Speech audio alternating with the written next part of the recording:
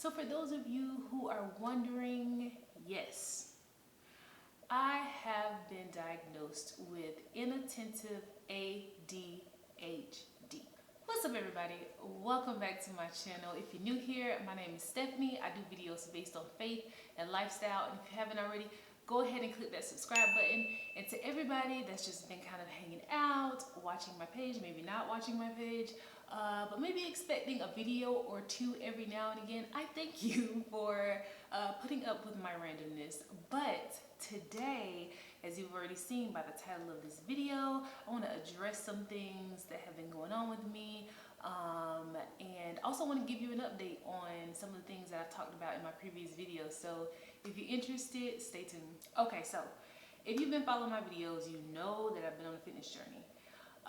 As far as my fitness journey right now, the only update that I have is that I'm at a standstill. And that's not necessarily a bad thing, not necessarily the greatest thing, but I got off schedule from doing things that I know were effective for me, but I have maintained by continuing to be mindful of the things that I'm picking up and I'm eating, and also being mindful of moving my body. So I'm at a standstill, but I have such exciting news that is going to be coming in the fall concerning my fitness journey. And y'all, I am so excited to tell y'all. I can't tell you right now, but if you stay tuned to this channel and all of its randomness, you'll be able to see what that is this fall. So yeah, anyway, I plan on getting back on a schedule.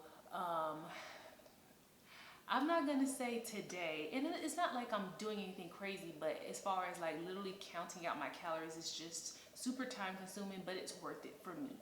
I'm gonna get back to a schedule of doing that, and I'll hit y'all with an update on that later in the summer to let you know how that's going. But as far as the title of this video, let's hop into that. So for those of you who are wondering, yes, I have been diagnosed with inattentive ADHD.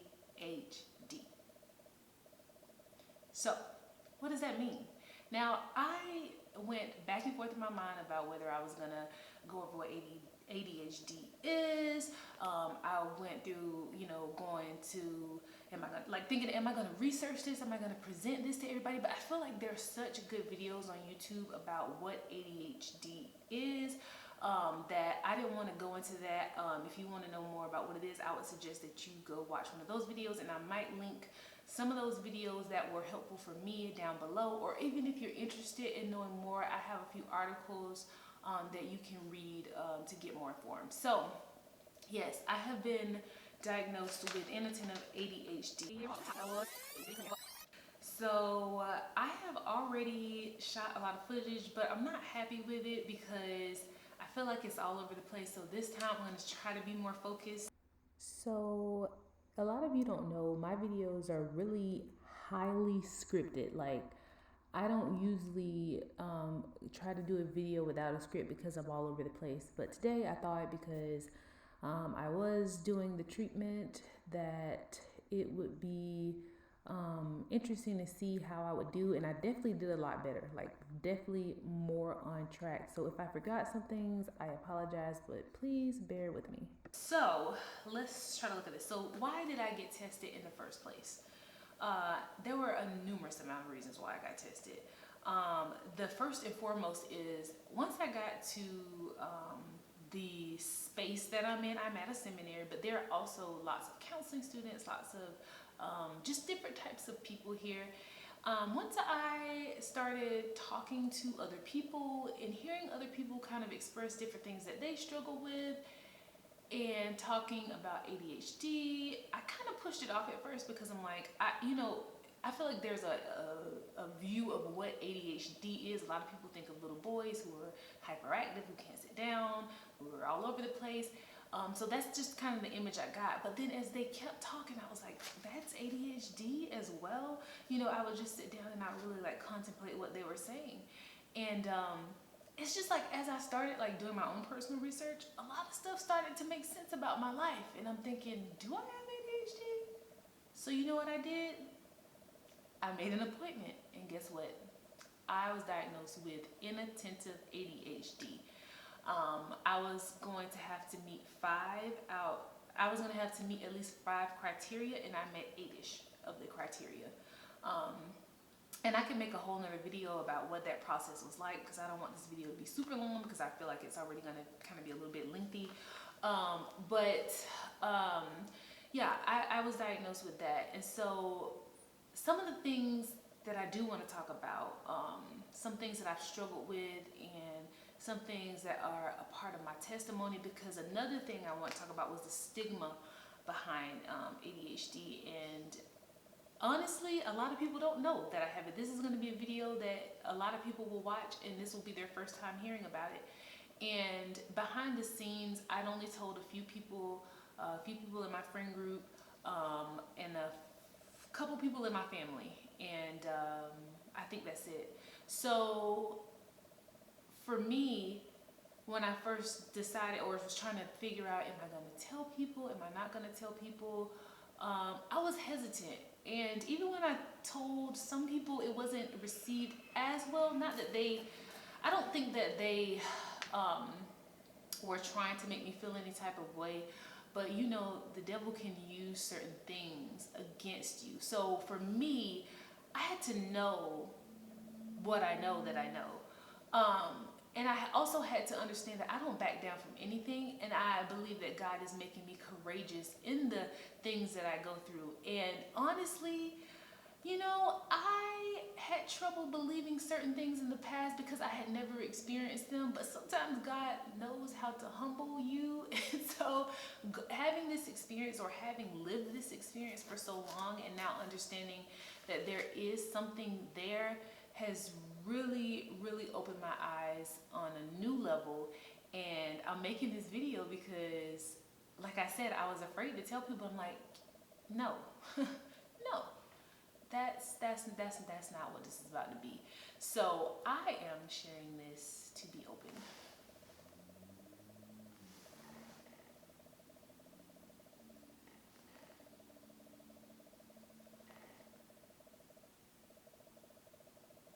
So when it came to me deciding who, or when, if I was going to tell this story, I just began to realize that I'm not going to back down from this. Like, I'm not going to be fearful about what other people think.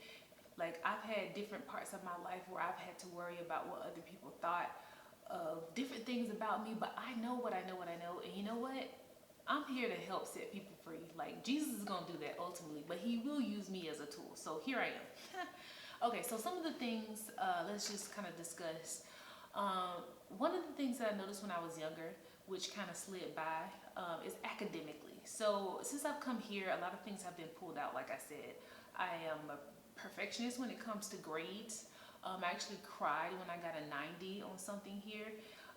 So when I was younger, when I was in school, I did really well in school. I didn't really have to study, but also I didn't really know what was going on in class. So it just kind of went unseen because a lot of things just came to me easily. It wasn't until I got into respiratory school was when I noticed that I could not focus I couldn't focus in class. Like, I couldn't focus. Like, as much as I tried to listen to the teacher, it was like I could hear what they were saying. I knew the words that they were saying, but it just wasn't, like, it just wasn't, I wasn't able to process it.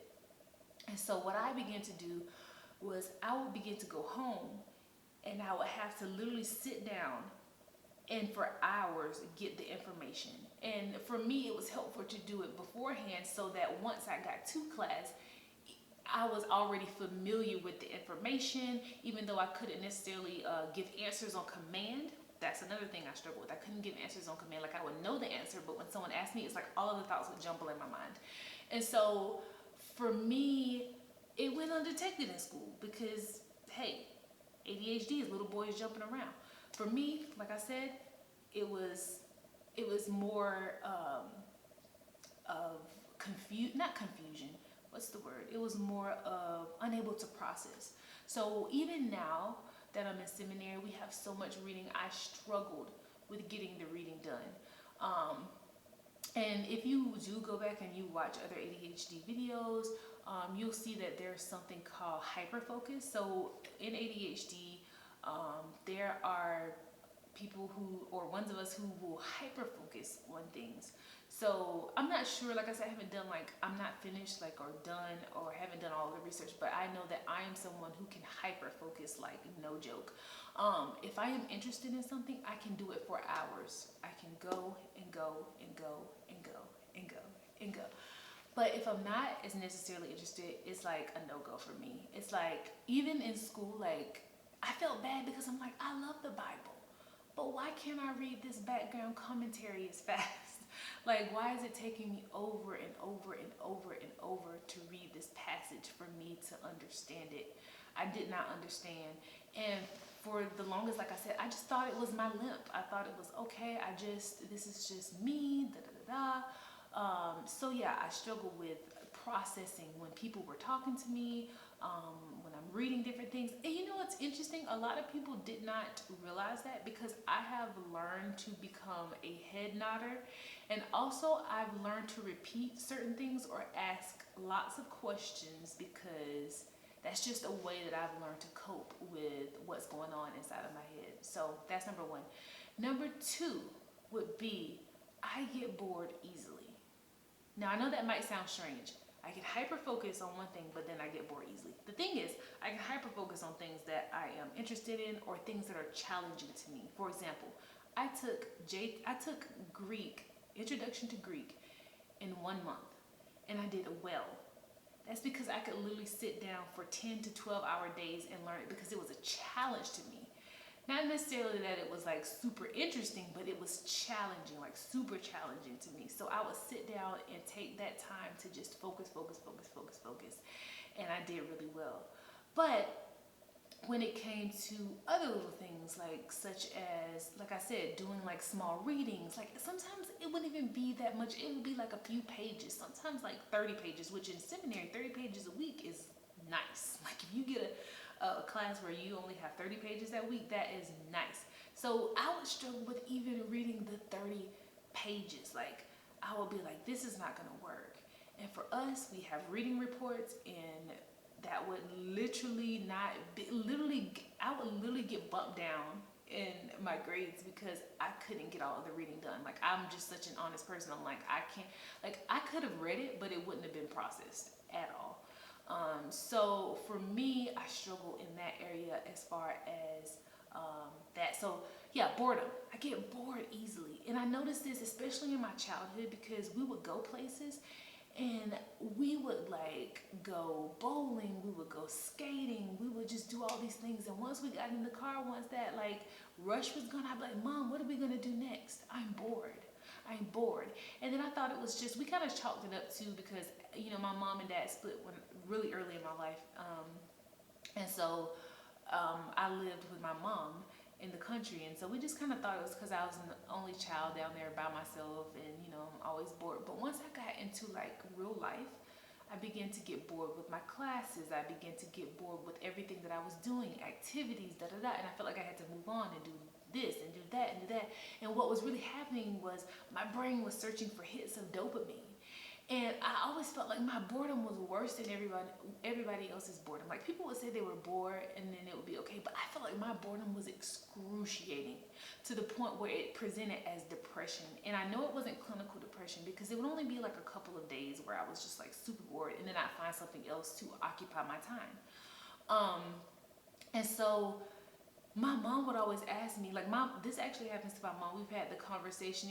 She would say, Stephanie, I think you need to, you know, get checked out, because I don't think it's normal for you to go through so many random processes of feeling so bored, or feeling so like, I wasn't hopeless, but I just felt like, oh, what am I gonna do with myself? It presented, I was really sad because I didn't know what to do with myself.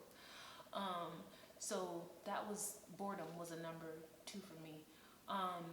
Number 3 was, what is number 3? Let's see if I didn't write them down. Sorry guys. So I'm literally thinking off the top of my head, which I don't know why I even thought that was a good idea. Losing track of little things and losing track of where I am in conversation. People don't notice this as well. I actually have a key hook, because I used to lose my keys all the time. I actually have certain places, like when I get to a new place, if I move somewhere, I have certain places where I have to put certain things. Like one time, I lost my glasses and I couldn't see all day. They were actually under the bed in the middle. And I don't understand. That's actually happened more than once. And I found them quickly one time. And then the other time I had to go all day because I just couldn't find them. So it's just little things like that. Like I lose little things in the moment and I couldn't find it, or I just have something in my hand, or I like have my phone in my hand, I'm looking for my phone. Just different things like that, which didn't really disturb my life. I mean, it was fine. But that was just definitely an issue for me. Like even when I would speak on the phone with some of my friends, I would get really sad because and I was talking to a friend the other day. She was like, "You could have just told me," and I was like, it makes me feel like even worse of a friend. Like I'm not perfect. It just made me feel like even worse of a friend that I couldn't focus on what they were saying. Even when it was exciting things for them, I wanted to be excited with them. But sometimes my mind would start thinking about something else as they were telling me their exciting story. So for me, it was very like an intense process to listen to people. Very draining.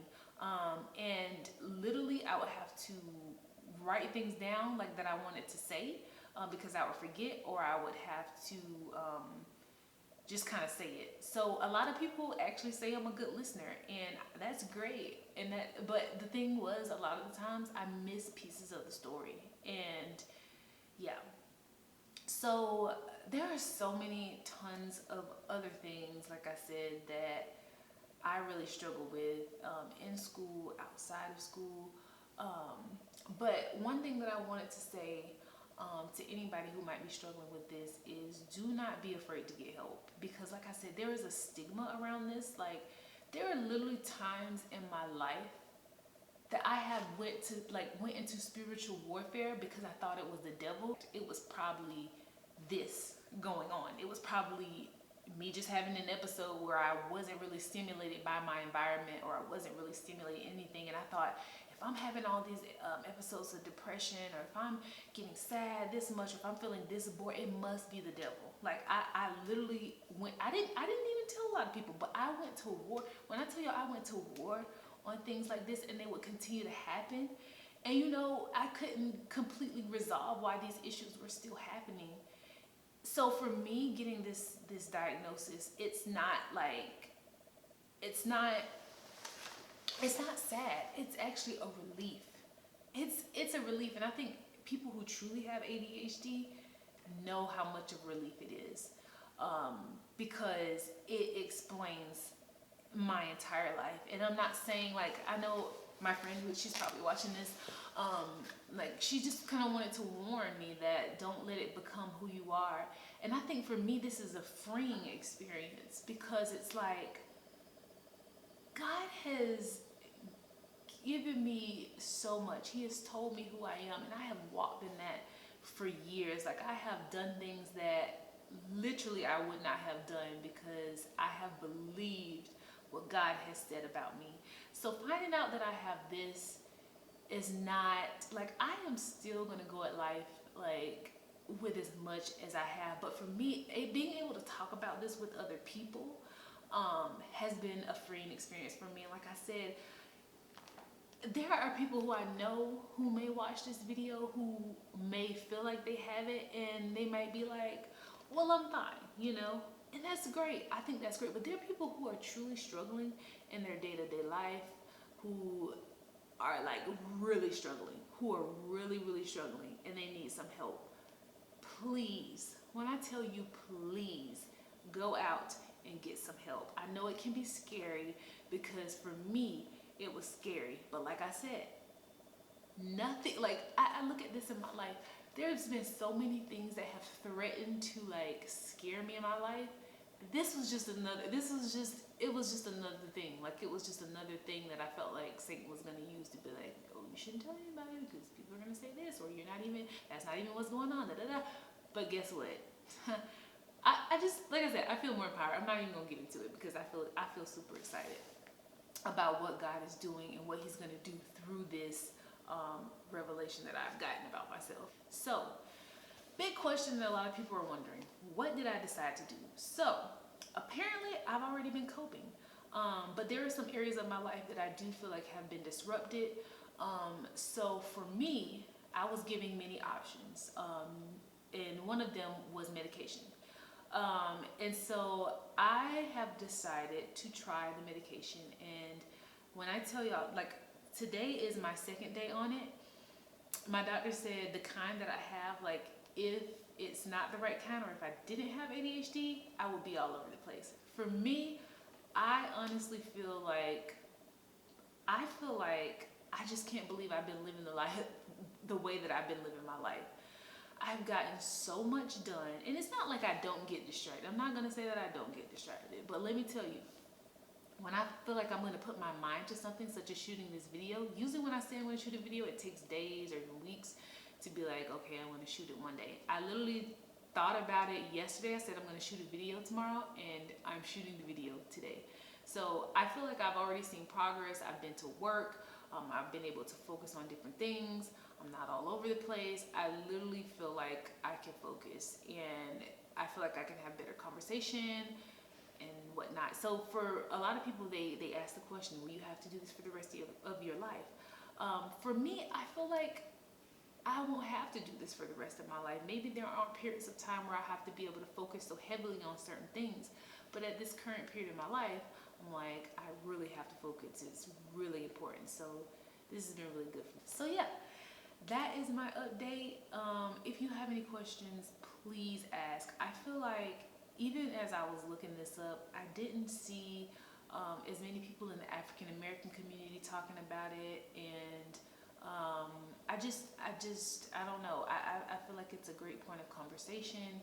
And I think this month was even like mental health awareness month or something like that. I don't know. I have to check.